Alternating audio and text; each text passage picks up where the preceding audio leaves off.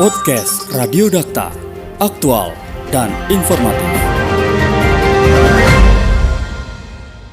198 pondok pesantren atau Ponpes diklaim Badan Nasional Penanggulangan Bencana Teroris atau BNPT terafiliasi dengan sejumlah jaringan teroris.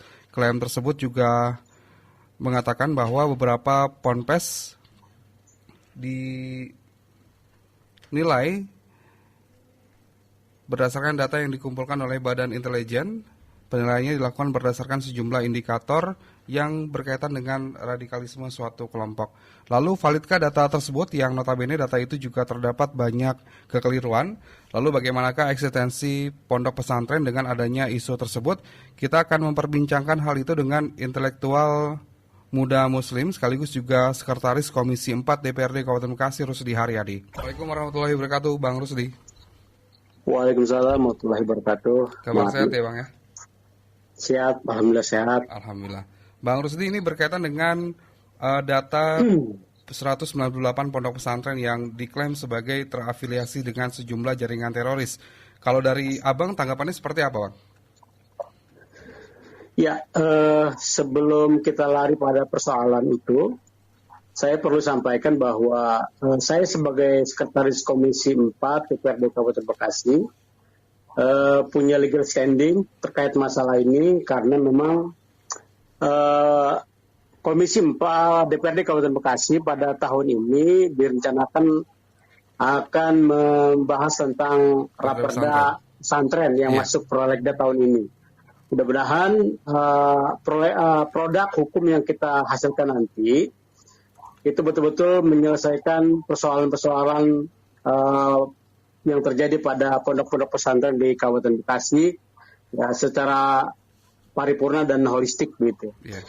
Nah, terkait dengan data 198 pesantren yang terafiliasi jaringan teroris yang disampaikan oleh BNPT pada rapat kerja ya bersama DPR Komisi 3 ya DPR RI Komisi 3 ya, menurut saya paling tidak ada dua persoalan, ada dua problematik ya. Yang pertama adalah persoalan narasinya dan yang kedua adalah persoalan metodologis. Nah, yang saya maksud dengan persoalan narasi adalah bahwa tidak bisa dinafikan bahwa ketika data ini terpublikasi kepada masyarakat ini akan memantik keresahan begitu ya. Yeah. Yang efeknya adalah membuat masyarakat terstigmatisasi ya. Karena kita belum usai nih masalah pesantren yang diidentikan dengan apa yang persoalan asusila kemarin. Yeah. Yang ini menjadi perhatian kita bersama. Yang kedua masalah aspek metodologis. Nah, berdasar prinsip-prinsip dari transparansi informasi ini juga harus bisa terukur metodologinya membuat kategorisasi dari ada 98 pesantren yang terafiliasi jaringan teroris sehingga tidak menimbulkan kesalahpahaman dan tentu saja kembali kepada hal yang pertama yaitu memantik kesalahpahaman yang masyarakat terhadap eksistensi dari pondok pesantren, gitu Bang Andi. Artinya memang perlu dijelaskan pula berkaitan dengan metode apa yang sebenarnya digunakan oleh BNPT terkait dengan adanya data terkait dengan jaringan pondok pesantren yang memang terafiliasi oleh jaringan teroris ini ya Bang ya? Betul sekali Bang, betul. Kemudian juga untuk data sendiri memang diragukan Bang kevalitannya Bang? Ya, apalagi ketika kita baca misalkan bukan hanya pondok pesantren yang masuk daftar tersebut. Ya ternyata juga mohon maaf gitu ya. Yeah. Ternyata Radio Dakta juga termasuk di dalam data tersebut yang tentu saja ini mengernyitkan dahi kita begitu ya. Betul. Karena sebagaimana kita tahu Radio Dakta ya adalah radio publik yang punya reputasi bagus lah gitu ya. Selama ini bekerja sama selalu dengan DPRD Kabupaten Bekasi ya punya acara khusus. Di samping juga kita juga tahu bahwa Radio Dakta misalkan kemarin ya meraih penghargaan dari KPUD Jawa Barat. Iya. Itu artinya bahwa masyarakat kemudian akan coba meng-compare gitu ya, dan mempertanyakan ulang metodologi apa yang dipakai oleh BNPT sehingga tadi organisasi atau semacam Radio Dakta misalkan ya yang profit oriented bisa masuk dalam kategori ini. Baik. Bang Rusdi, berkaitan dengan adanya isu mengenai jaringan teroris yang menyasar pesantren, bagaimana sebetulnya pesantren yang memang ada di Kabupaten Bekasi ataupun juga secara nasional ini bersikap terkait dengan data BNPT ini, Bang Rusdi? Ya, saya pikir seperti halnya misalkan Majelis Ulama Indonesia yang juga sudah menyampaikan tanggapannya begitu ya.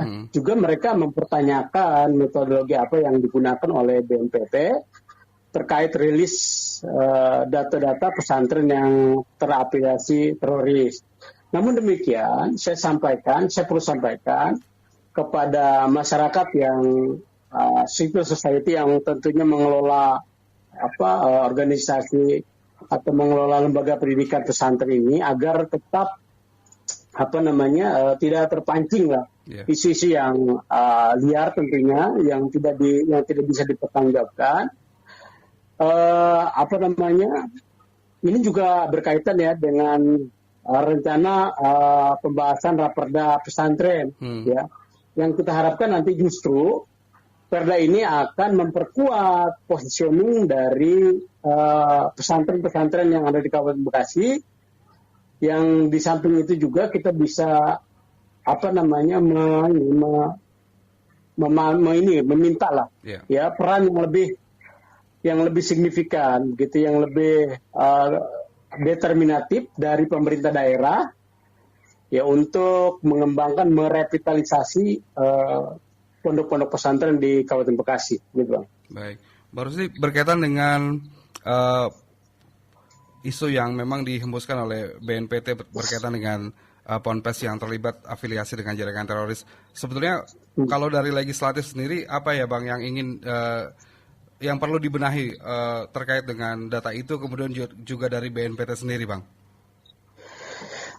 Begini, saya kembali menyinggung bahwa rencana pembahasan tentang Raperda pesantren ya, bahwasanya substansi yang kita inginkan juga dari produk hukum ini adalah tadi pertama ya memang kita inginkan ada partisipasi yang lebih terasa begitu ya dari pemerintah daerah kepada pengelola pondok pesantren. Nah, di samping itu juga kita melihat bahwa ada permasalahan-permasalahan yang cukup sistemik ya terhadap pengelolaan pondok pesantren di Kabupaten Bekasi.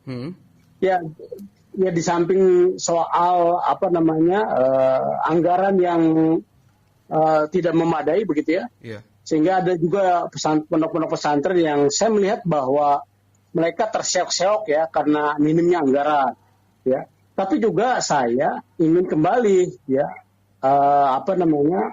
agar pondok-pondok pesantren ini sebagaimana Undang-Undang Nomor 18 ya tahun 2019 tentang pondok pesantren itu asas pengelolaannya berbasis profesionalisme. Betul.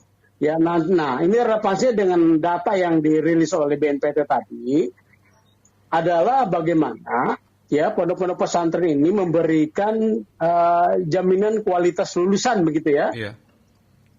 Baik terhadap bagaimana dia bisa diterima oleh pasar kerja begitu ya. Sebagaimana ini saya sampaikan pada saat rapat bersama konsultan ya yang mendrap perda ini ya supaya juga tidak tersigma gitu loh. Betul.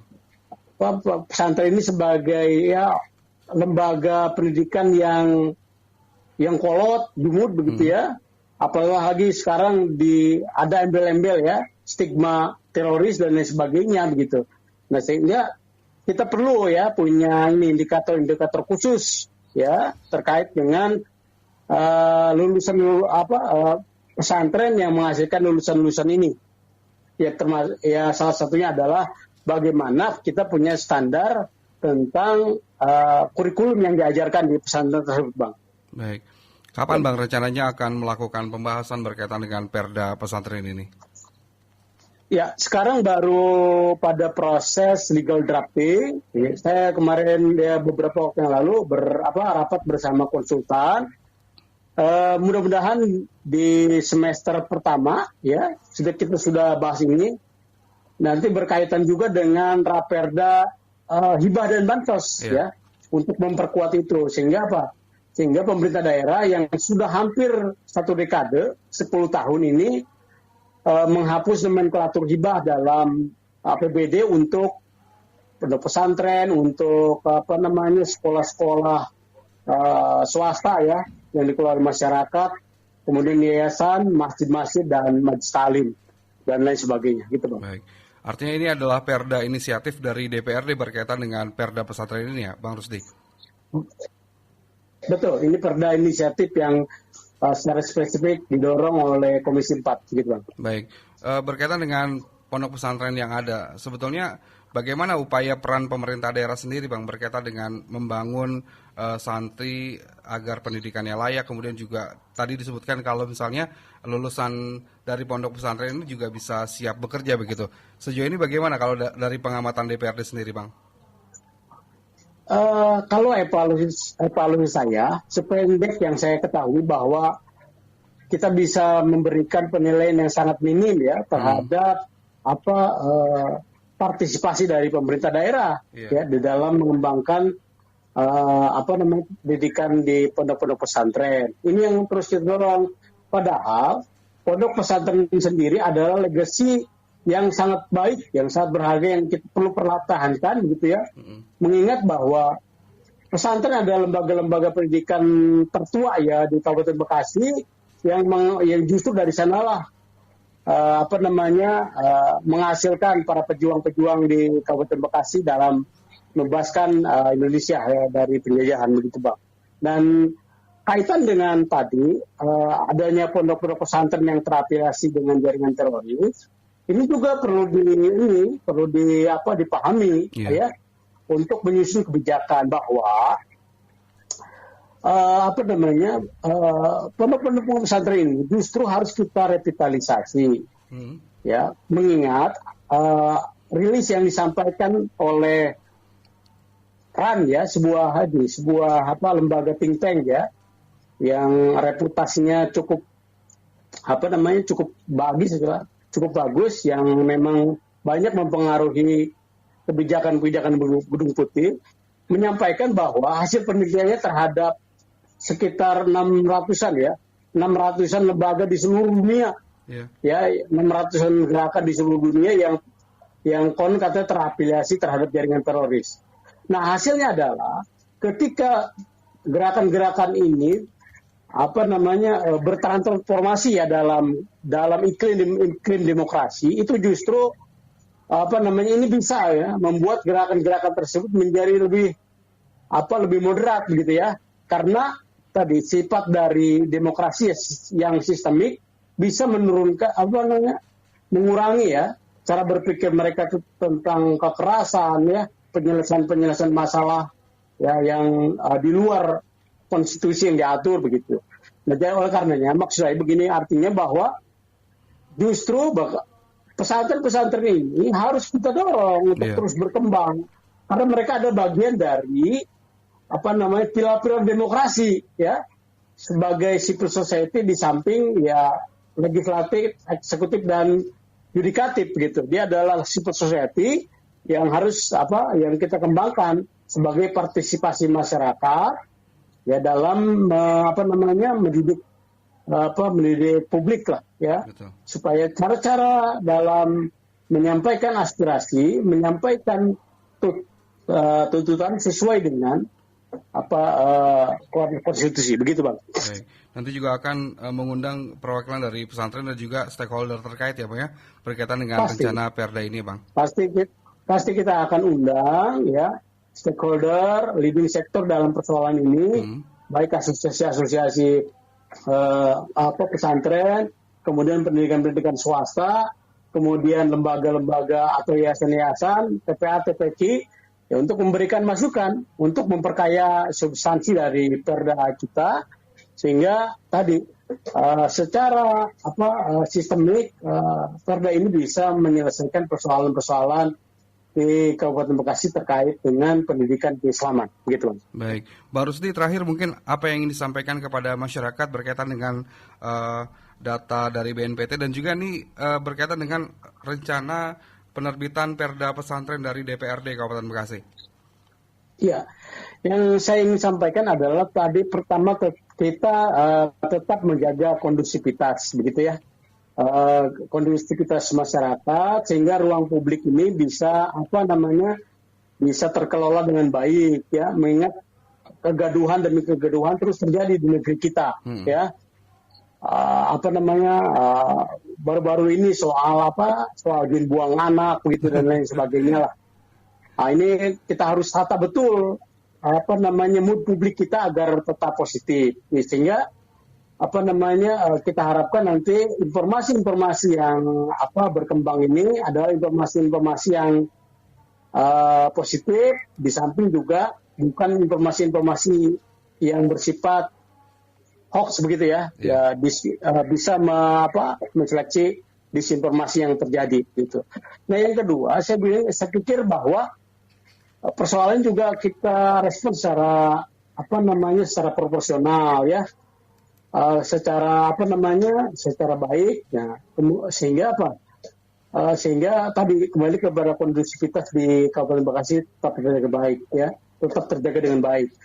Kemudian terakhir soal perda pesantren ya, saya harapkan begini, pihak-pihak yang tentu saja punya kepentingan dengan persoalan ini, mangga memberikan masukan, memberikan saran ya untuk tadi ya memperkaya agar perspektif yang dihadirkan oleh perda ini bersifat integral, bersifat holistik begitu dan bisa menyelesaikan persoalan-persoalan domestik terkait dengan pengelolaan pondok pesantren di Kabupaten Bekasi. Demikian, Bang. Baik, Bang Rusdi, terima kasih sudah berbincang bersama dengan Dakta. Mudah-mudahan ke depannya Raperda pesantren ini juga menjawab terkait dengan kebutuhan dari pesantren yang memang harus didorong agar setidaknya santri-santri ini juga bisa mendapatkan pendidikan dengan layak, dan juga ini BNPT juga harus mengevaluasi Bang ya berkaitan dengan data yang memang diterbitkan oleh BNPT sendiri. Bang Rusdi, selamat menjalankan aktivitas kembali. Salam sehat, Bang. Assalamualaikum warahmatullahi wabarakatuh. Waalaikumsalam warahmatullahi wabarakatuh.